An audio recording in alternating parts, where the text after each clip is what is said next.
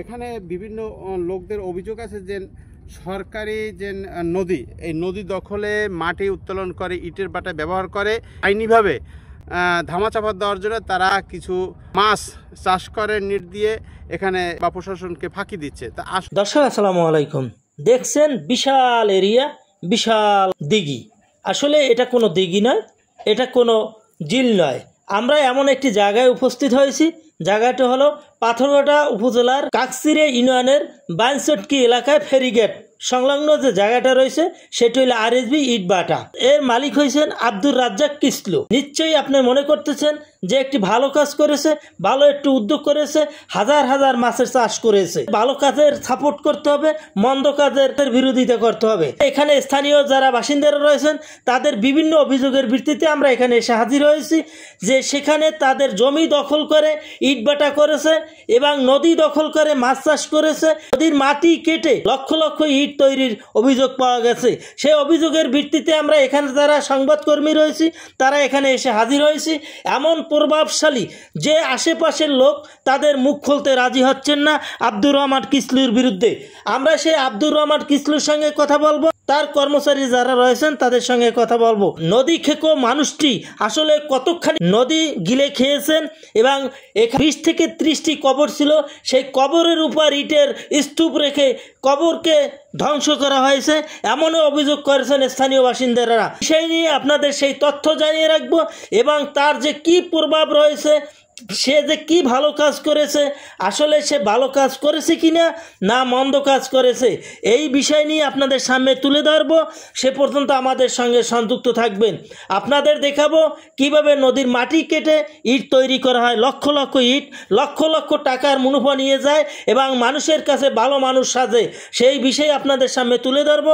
এখানে বিভিন্ন লোকদের অভিযোগ আছে যে সরকারি যে নদী, এই নদী দখলে মাটি উত্তোলন করে ইটের বাটা ব্যবহার করে এটাকে আইনিভাবে ধামাচাপা দেওয়ার জন্য তারা কিছু মাছ চাষ করে নেট দিয়ে এখানে লোকজনকে বা প্রশাসনকে ফাঁকি দিচ্ছে। তা আসলে বিষয়টা এখানে কর্তৃপক্ষ বলছে যে তাদের রেকর্ডীয় জমি তো নদীতে ভেঙে গেছে, কিছু অংশ আসে সেখানে মাছ তারা চাষ করছে এলাকার যুবকদের উৎসাহ করার জন্য। তো আমরা সেই ইটবাটা এসেছি, এখানে দেখা গেছে যে মাটি দুই ধরনের হয়। প্রথম পলিটা, সেই পলিটা এখানে ইট হয় না, তো পরবর্তীতে যখন গভীরে যায় যে মাটিটা ওঠে সে তা দিয়েই ইট হয়। আমরা দেখতে পাচ্ছি যে ইটবাটার বিভিন্ন জায়গায় যে ইট তৈরি করার মাটি সেটা কিন্তু ছড়িয়ে ছিটিয়ে আছে। এটা মাটির গভীরতার থেকে এই মাটিটা তোলা হয়েছে।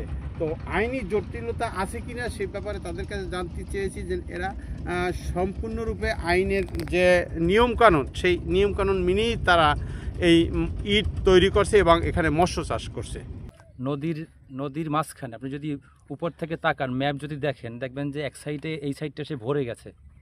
এখন যদি ভরে গিয়ে থাকে সেটাও তাদের রেকর্ডি সম্পত্তি কি না, অথবা সেটা আদৌ সম্ভব কি না, অথবা যদি রেকর্ডি সম্পত্তি হয়ে থাকে, নদীতে ভেঙে যায়, যদি সেখানে পানির প্রবাহ থাকে, সেটা তারা ব্যবহার করতে পারে কি না। এখানে মাছ চাষ করে তারা, আবার তারা মাটি উঠিয়ে ইট বানায়, এটা তারা পারে কি না, কোনো আইনি কোনো বৈধতা আছে কি না সেটা খতিয়ে দেখাটা অত্যন্ত জরুরি।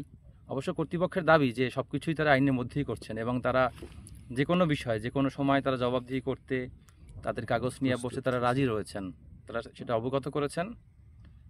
এখন এটা আইনি বিষয়, কিন্তু আশেপাশের লোকজনের সবার অভিযোগ রয়েছে। কয়েকদিন আগেও একটা নিউজ আপনারা দেখেছেন যে আশেপাশে মাটি উঠানোর কারণে মানুষের বাড়িঘর ভেঙে যাচ্ছে, মানুষ ঝুঁকির মধ্যে আছে, বেশ অভিযোগও রয়েছে। এখন এই অভিযোগের সত্যতা কি, তাদের জমির বৈধতা কি, সব কিছুই আসলে তদন্ত করে দেখা উচিত। আইনে আসলে আছে যে আসলে ইট বাটা আপনার মানে আপনার এলাকা থেকে, অর্থাৎ জনবসতি যেখানে আছে বা বসতি বা বাড়িটা যেখানে আছে সেখান থেকে 3 কিলোমিটার অন্তত দূরে থাকতে হবে, ঠিক আছে, বা আপনার বন থেকে অন্তত। তো আপনার মনে হচ্ছে কি এখান থেকে আসলে এই যে বিভিন্ন রকমের পরিবার বসবাস করে সেটা কত দূর হতে পারে, বন আছে কিনা বাসা? এখানে কর্তৃপক্ষই আপনাকে বিষয়টা অবগত করেছে যে 3 কিলোমিটার হবে না, এখানে 2 কিলোমিটারের মতো হবে। আমার মনে হয় 1 থেকে 1.5 মধ্যেই মানুষের বসত বাড়ি বা শিক্ষা প্রতিষ্ঠান আছে পুরোপুরি। আপনি যদি বলেন যে 3 কিলোমিটার থাকতে হবে, 3 অবশ্যই নেই, সেটা কর্তৃপক্ষ সরাসরি বলবেন। আপনারা এই দেশের এই এলাকা আপনি যে চরের জন্য বলেন যে চর চর আছে চর আছে কোথায় জানেন চর আছে কোথায় জানেন আপনি চর আছে কোথায় জানেন আপনি আগে প্রমাণ করেন যে চর কোথায় আপনার চর কোথায় এটা প্রমাণ করেন প্রশ্নগুলো করেন নদী কেটে নদী ভরাট দিয়ে আগে দেখেন প্রমাণ করেন শোনেন আমার এই ইটভাটার এক্সপেরিয়েন্স 40 বছর সবাই এখান থেকে প্রাকৃতিক দুর্যোগের জন্য চলে যায় আমি এখানে আসছি যে এখানে গরিব এলাকা এখানে যে স্থানীয় সমস্ত লোক আমার সেটা বলি না আপনাদেরকে এই জায়গা আনাই কারা এই জায়গা আনছে কিনা বলছে কিনা আরো আছে কিছু হেডিগুলো দেখেন আরো বাংলাদেশে আরো 2-1 জায়গায় দেখেন হ্যাঁ এই জায়গাটা কি গ্রহণযোগ্য ইটভাটা না আর এক জায়গায় গ্রহণযোগ্য